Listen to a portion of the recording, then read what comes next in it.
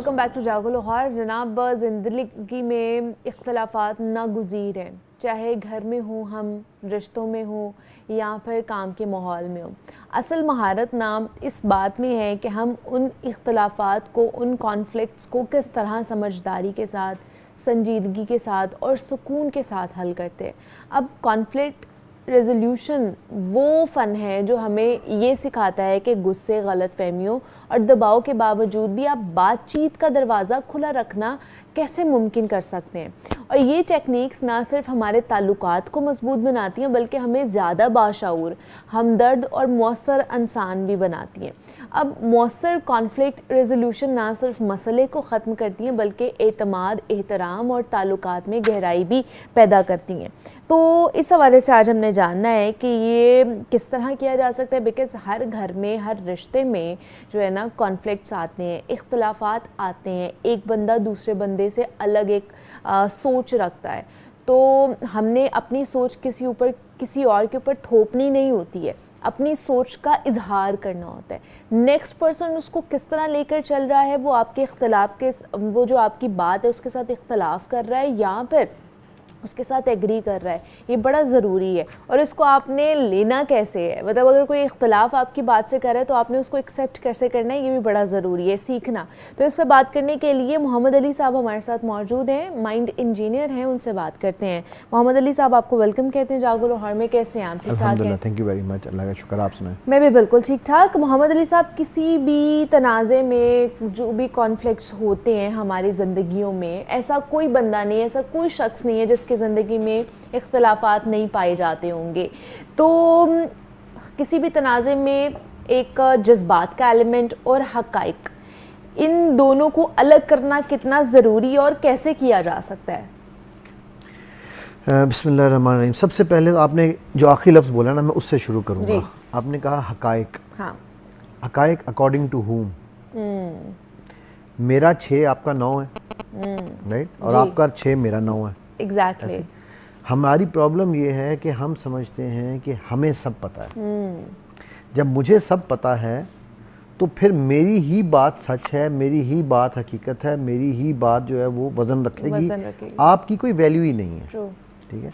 अब मैं यहाँ बैठा हूँ, मैं कहूँ आपको क्या पता प्रोग्राम कैसे करते हैं, आपको पता है आप बैठे हुए सारे ला रही, कितना गलत कर रही हैं आप। अब ये मेरे मुताबिक है ना भाई, मेरे मुताबिक ये सही है या मेरे मुताबिक ये गलत है। तो हमारे कॉन्फ्लिक्ट्स, पहले हम रेजोल्यूशन तो सेकंड स्टेज है ना, पहले देखना कॉन्फ्लिक्ट्स अराइज क्यों होते हैं। कॉन्फ्लिक्ट्स अराइज होने की सबसे बड़ी वजह होती है कि हम अपने पर्सपेक्टिव से देखते हैं। ठीक है। हर चीज़ को, मैं आपके मुंह से जब एक लफ्ज़ निकलता है ना, मसलन आपने ठीक है बोला, ठीक, इस एक ठीक है के पीछे आपको पता है आपके लाशऊर में, मैं ब्रेन की बात नहीं अभी कर रहा हूँ, आपके लाशऊर में तकरीबन 17 प्रोसेसेस काम कर रहे हैं। उसके बाद ये लफ्ज़ आपने मुंह से निकाला है।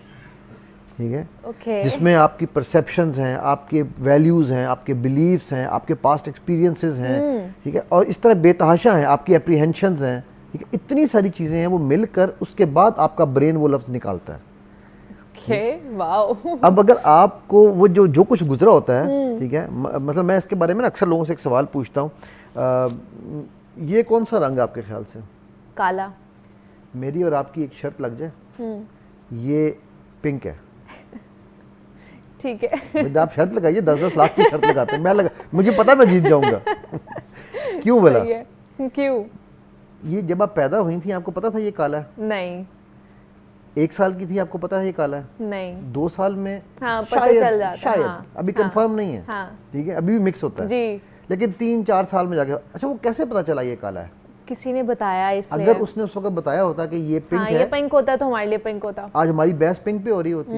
नंबर 1। नंबर 2, ये दुनिया का हर रंग है बट काला नहीं है, क्योंकि according to science, reflection and refraction की जो साइंस है, इसमें हर रंग जज्ब हो गया है, काला जज्ब नहीं हुआ, इसलिए हमें काला नजर आ रहा है। क्या बात है। तो हम इंसान भी ऐसे हैं, हम में हर रंग मौजूद है।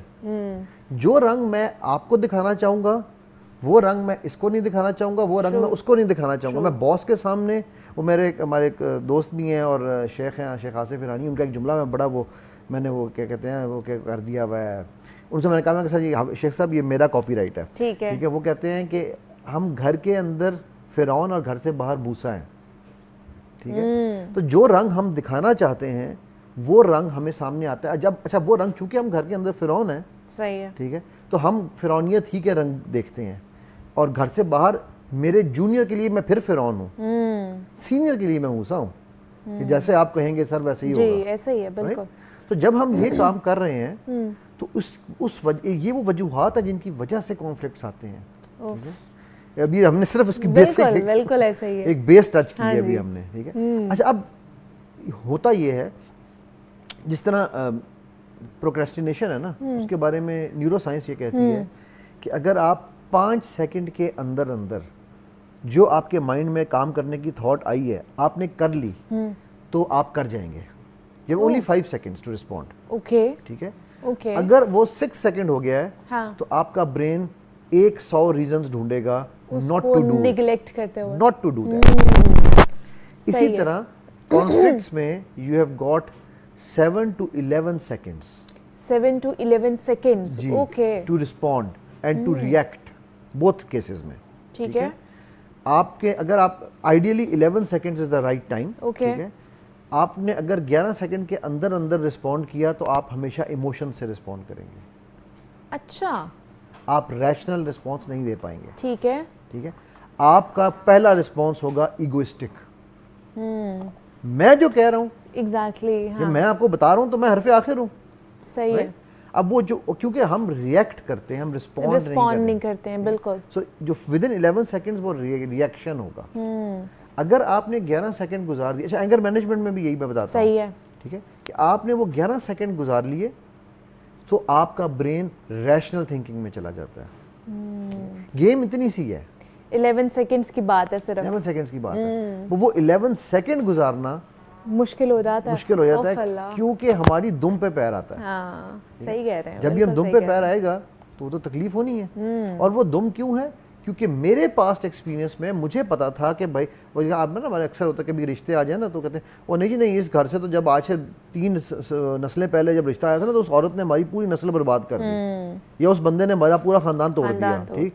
ओ भाई 3 नस्लें पहले या 2 नस्लें पहले या इवन 1 नस्ल पहले या इवन आपकी नस्ल में भी, past is never equal to future. Exactly, true. It is the present that will determine your future. True, that's true. So ये अच्छा ये चीज़ जो है ना, ये बड़ी, ये जो मैंने अभी आपसे फॉर एग्जांपल 5 सेकंड वाली बात की है कि प्रोक्रेस्टिनेशन के हवाले से भी, ये इस्लाम में अल्लाह के नबी सल्लल्लाहु अलैहि वसल्लम की एक हदीस है कि जैसे नेकी का इरादा, किसी काम का इरादा करो उसी वक्त उसको कर दो, परफॉर्म करो, ठीक है। आज न्यूरो साइंस ये प्रूव कर रही है, ठीक है। इसी तरह गुस्से में क्या हदीस है, खड़े हो तो बैठ जाओ, पहले पानी पियो, पानी पियो, बैठ जाओ, बैठे हो तो लेट जाओ, ये क्या हो रहा है, 11 सेकंड्स बाई हो रहे हैं। हाँ, सही है, मतलब हमें नाउज़ुबिल्लाह मिन ज़ालिक हम उनको मानते हैं, समझ नहीं पा रहे होते हैं, हम उनको मानते हैं ना, हम उनकी नहीं मानते, क्योंकि हमें साइंस से मनवाती है। हाँ, अब हम कहते हो साइंस तो ये सेम वही चीज़ें कह रही है जो हमारा इस्लाम कहता है, तो हमने पहले इस्लाम को अच्छे तरीके से समझा ही नहीं है, पढ़ा ही नहीं है, तो हम कहते हैं साइंस अब वो चीज़ें बोल रही है।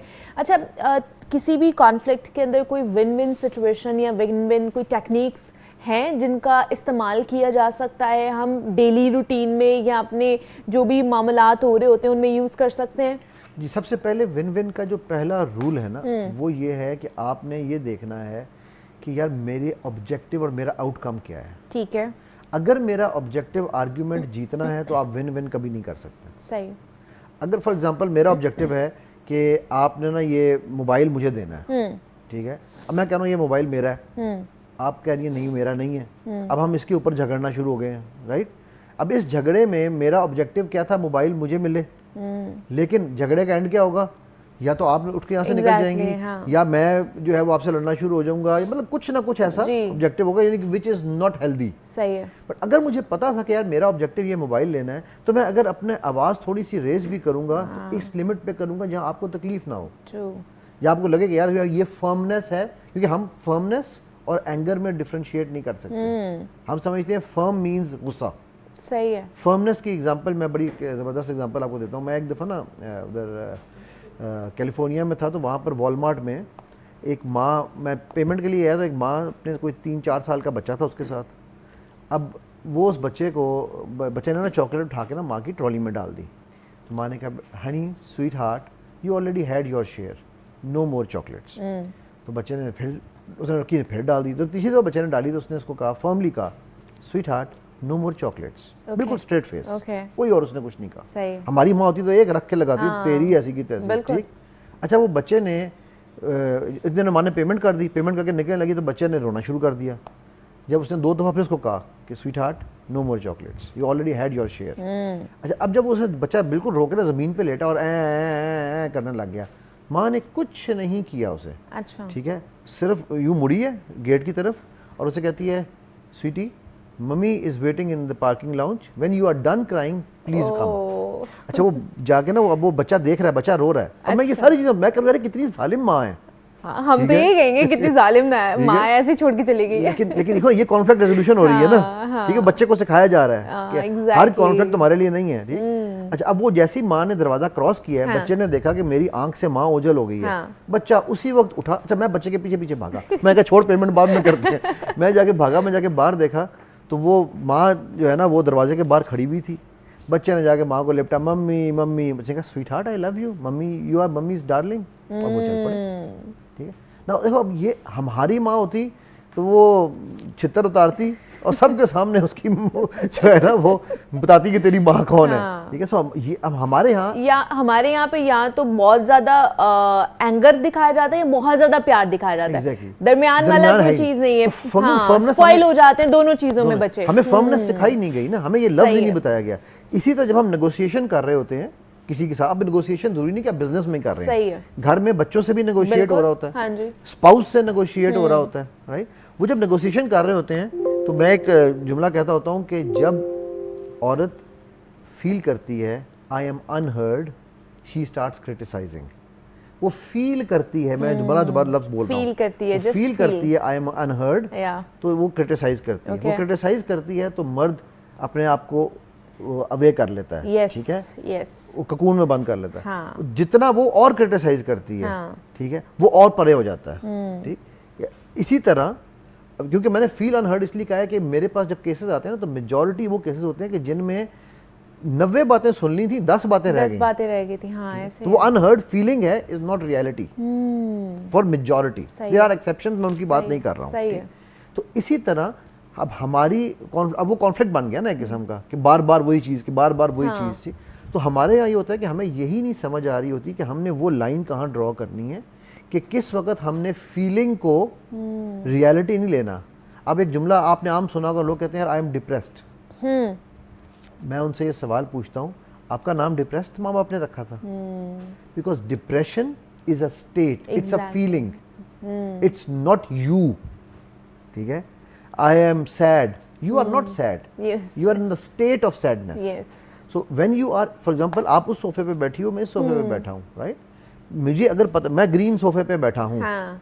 अब अगर मैं यहाँ से उठना चाहूँ और व्हाइट सोफे पे बैठना है मैंने, तो मेरे लिए मुश्किल है? नहीं, मैं उठ के यहाँ से वहाँ जाके बैठ सकता हूँ, राइट। अगर वो सोफा खाली है मैं उधर बैठ जाऊँगा, वो दूसरी चेयर खाली है मैं उधर बैठ जाऊँगा। बट ये मैं कब करूंगा? जब मुझे ये पता होगा कि मेरे पास ये कैपेसिटी है कि मैं एक स्टेट में हूँ।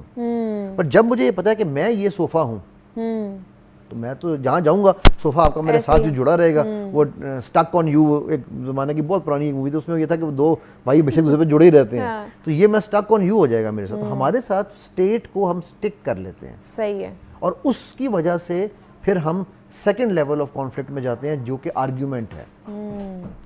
आर्ग्यूमेंट फिर फाइट बनता है, क्योंकि हमें ये नहीं पता कि व्हाट इज एन आर्ग्यूमेंट। अगर मैं आपसे पूछूं what is an argument, how would you define?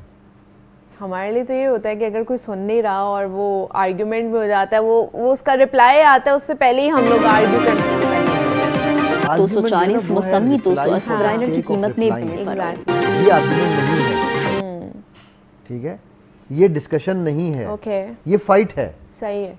Argument में ये है कि आपने अपना पॉइंट ऑफ व्यू रखा, ठीक है, मैंने आराम से सुना, ओके, मैं अपना पॉइंट ऑफ व्यू रखूंगा, आप आराम से सुनेंगे, और we both can agree to disagree, then it's an argument. Okay, हमारे यहाँ आर्ग्यूमेंट है तेरी ऐसी की तैसी, ठीक है। सो ये बहुत सारे ना ये डिफरेंसेस हैं हमारी अंडरस्टैंडिंग के, जिसकी वजह से हमारे कॉन्फ्लिक्ट्स आते हैं। सही है। मेरा ये एक जो उसका कहते हैं 11 सेकंड अचीव करने का जो एक असूल है ना, वो ये है कि आप 3 सेकंड सांस, हमें सांस भी नहीं लेना आता, विद ऑल ड्यू रिस्पेक्ट, चलेंगे, लास्ट मिनट है, इसमें बता दें कि इसमें कैसे करना है। हम सांस यहाँ से लेते हैं, सांस यहाँ से लिया जाता सही है, है। ठीक है। तो 3 सेकंड अंदर, 5 सेकंड रोकना है, 1001, 1002, 1003, 1004, 1005, और फिर 3 सेकंड में निकालना है। तो ये 5, 3, 5, 11 सेकंड हो गए। Okay, and then second is कि when you are doing it, put a red light in front of the person कि यार अभी इसने जो भी कहा है ये रेड सिग्नल है, मुझे नहीं बोलना। ओके, ये 11 सेकंड में सोचें कि मुझे क्या करना है, ठीक है। सही है। फिर आप बोलें। और ये भी एक सुन्नत अल्लाह के नबी सल्लल्लाहु अलैहि वसल्लम की कि he would take silence breaks. तो आप सुन्नत भी जिंदा कर रहे हैं। क्या बात है, मतलब इतनी आसानी से मोहम्मद अली साहब ने इन चीज़ों को इतना ब्यूटीफुली हमारे साथ एक्सप्लेन किया, आप लोगों के साथ बताया है कि किस तरह आप किसी भी कॉन्फ्लिक्ट को रिजॉल्व कर सकते हैं। सिर्फ और सिर्फ 11 सेकंड की बात है। अगर आप उस 11 सेकंड पर काबू पाना शुरू कर दें तो क्या ही बात है, ये सारे लड़ाई झगड़े, प्रॉब्लम्स, इख्तलाफात ख़त्म हो जाएंगी। और अगर आप ये 11 सेकंड को नहीं कंट्रोल कर पा रहे हैं तो फिर आपको पता है कि क्या इसके कॉन्सिक्वेंसेस हमें फेस करने पड़ सकते हैं। मोहम्मद अली साहब हमारे साथ मौजूद है, माइंड इंजीनियर हैं। मोहम्मद अली साहब बहुत शुक्रिया, थैंक यू फॉर कमिंग।